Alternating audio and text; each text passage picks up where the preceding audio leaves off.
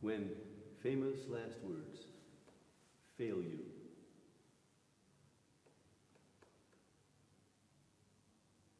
I list among old-fashioned feelings, feeling responsible for someone being unbelievable. That is, unfortunately, or fortunately, depending on your point of view. Not that there's anything we can do about it now. We discovered only later that gene manipulation, as required in the specifications developed by the Fountain of Eternal Youth Foundation, brought into the growth cycle, as it used to be called, an apparently random access to the gene factor. Regarding diversifications in almost all aspects of identity as such. I hope not the whole story. God, that would take forever.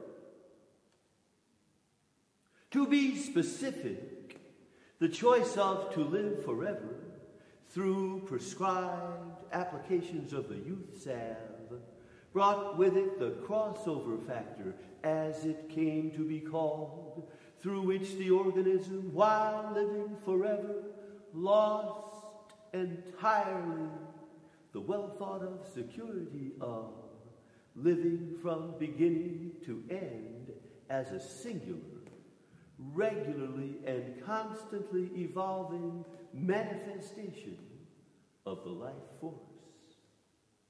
In short, one could never be sure from day to day who one was going to be the next day.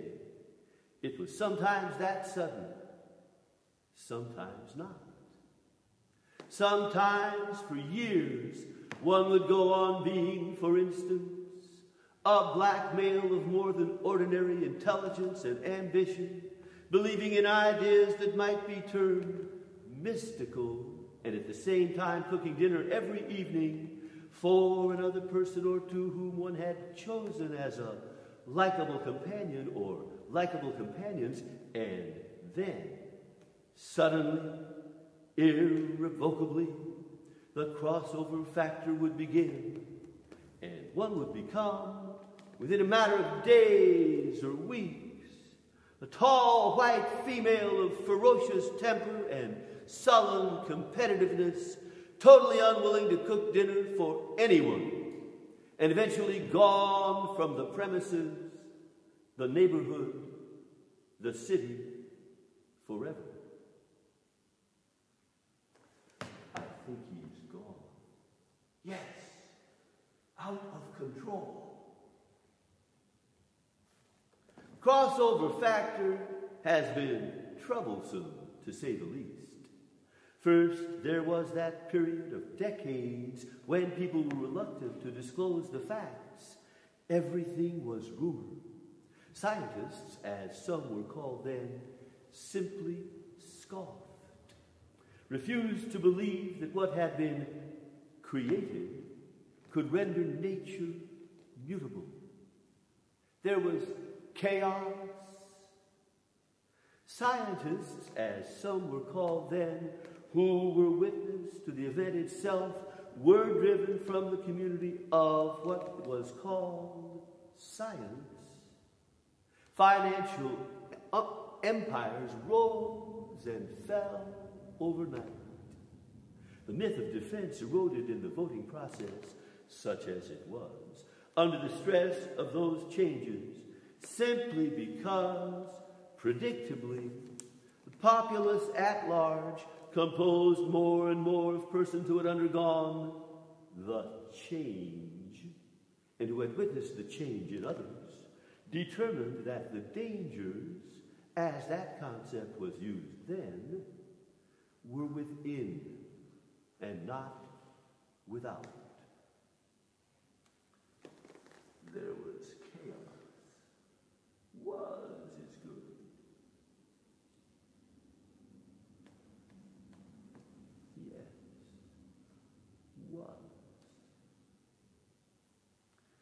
Police forces replaced armies. Little good that did. One day a commissioner of police, the next a baboon-like figure eating bananas at the corner fruit stand, irreverent to and innocent of the concept of ownership as understood by the banana proprietor. J.C., those were the days. I myself saw the person I understood to be my own grandmother playing second base for the New York team for 3 seasons before. Incredibly, during the brief period of a pinch-running chore, over 20 million viewers, it is said, saw the organism change into what appeared to be, before the umpires got the game stopped, a decrepit sharecropper. Those were the days. Was is fun. Days is fun. The recording process became indispensable. The Foundation's fortune accrued through the simple necessity of keeping track of whom one had been for how long came later. We haven't solved that yet to everyone's satisfaction, though it seems less and less now that the interest is still there. There's always the quibbler as a stage we must all pass through, though it is still conjecture as in statistics and can't really be known for at least a millennium. But we do sense the accumulating disinterest in for how long. Apparently the line, so-called, between birth, as it was worshipped in those days, and death, as it was celebrated more in the observance than in the breach, is, or was, more or less a line. A predictable and absolute accumulation and dispersal of the various forces on some sort of schedule. What happens with these guys is they want to tell the story as if, you know what I mean? There was less going on than we thought as regards the environment. Remember chain-smoking cigars in the multi-pronged holders of the Hebrews? Remember college students trying to break records for consumption of alcohol? Remember those wild rumors of what happened when the feeling of the powers of the salve came upon the body and someone would jump up and yell, "I'll take everything in the bus," and the body would be found weeks later still fucking ruthlessly, and none the worse for wear? All gone now. What a simple discovery. And to think that I did it all by myself, and that I will not be remembered for it, now that memory is obsolete. All gone now. He gets that part right. Maybe this will turn into something. It was inevitable, of course, that the whole drama should be enacted off stage, as it were, was the clue. And from that insight to the formulation of the salve was a mere nothing. And of course there were the less than cosmic factors, the obsessive stupidity of the British in reaction to the scheme, the intransigent greed of the baseball owners, the diamond so cluttered with investors that sometimes the games would go on for weeks, the medical associations, the Mediterraneans, bloated on whole olive trees when the essence of the salve got out, the vast migrations, all because of the choice.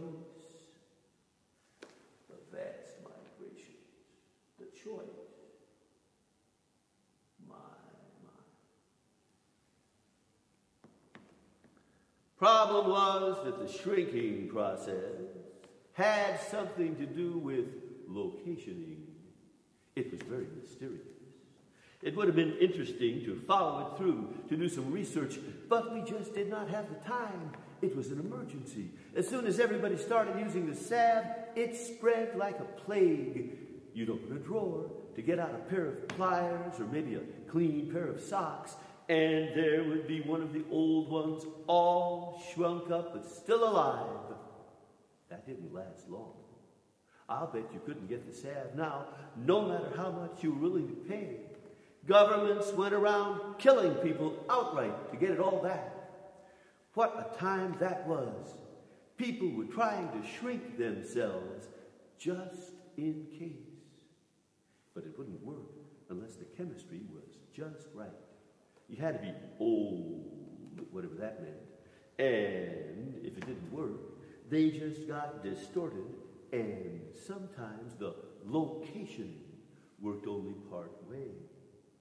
There was a time when at least half of the people everybody thought should be around someplace just weren't around. Or they were only around some of the time.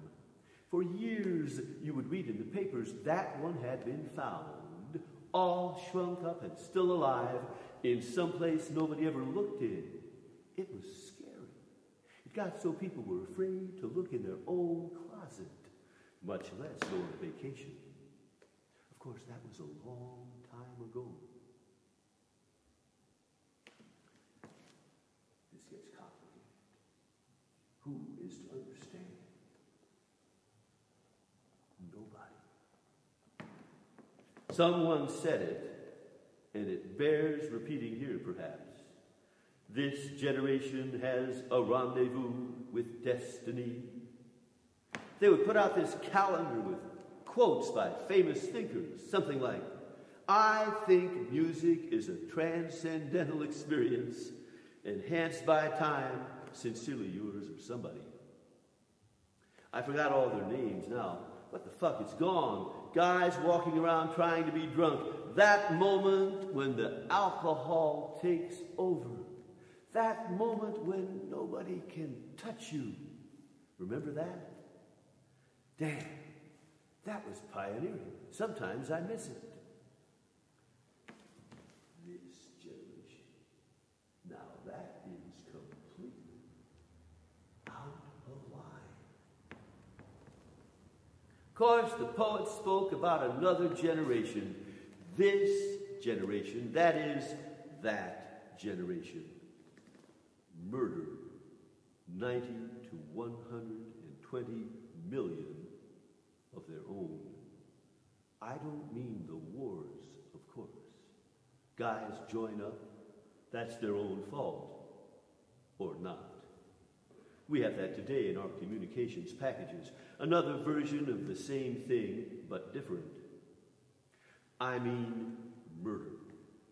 Remember for a moment, before we go on to the present, the in memoriam Saints Eastwood Knievel contests, when they would line them up and try to see how many they could shoot through. Damn, that was something. At least it got rid of lawyers.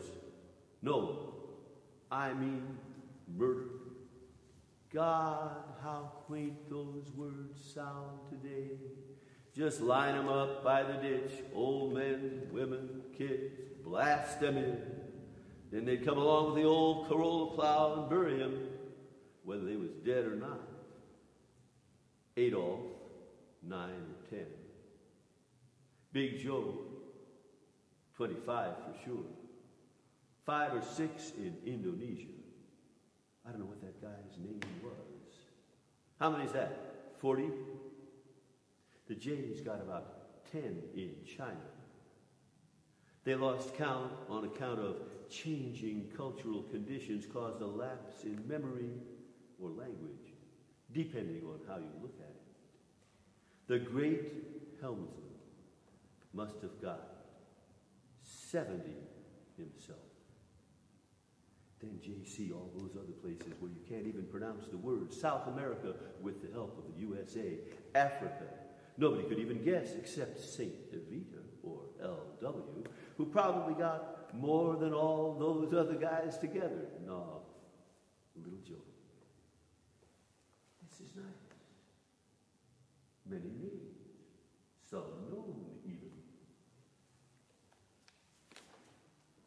And that is why I am here, of course, to receive the prize I so much deserve, and to remind us all briefly of the coming into being of the salve. Let us go back in time. Very curious. Undefinable. Intense. Realizing that I had gone into the theater humming the songs that were to be premiered, and alertly setting aside any possibility of premonition, mental coincidence, what have you, I came to the fundamental breakthrough in the idea of immunology, for which I am here to receive this great and much honored prize bestowed on me by the guy that invented dynamite, gunpowder, poison gas, bullets, the whole fucking thing. I realize that knowing the songs before they are sung, and then being forced to compare that knowledge as experience, that is, knowledge as inextricably a factor in behavior, knowledge as life, with the predisposition to experience something new, in effect, dismantle the immune system, and the effects of this assault on the system were not to be repaired. The rest is just technology to confirm the results. Dynamite, gunpowder, poison gas. So thank you for this great and much honored prize bestowed on me by the guy that invented selective nuclear penetration, SNP, the almost mythical first 1,000 days of sleeplessness, FOTDOS, and of course the simple but ever practical one-on-one of watching loved ones have their eyes gouged out. I will put the money in the bank and live on it. I will keep the medal in front of my heart, just in case of a stray bullet. And I will treasure this occasion until my last days, whichever comes first. In the meantime, God, there is a silence in the committee room. Media operatives abandon their positions. Who would have thought that a breakthrough in medicine could have come from a dumb musician? Wood in the band, but not available.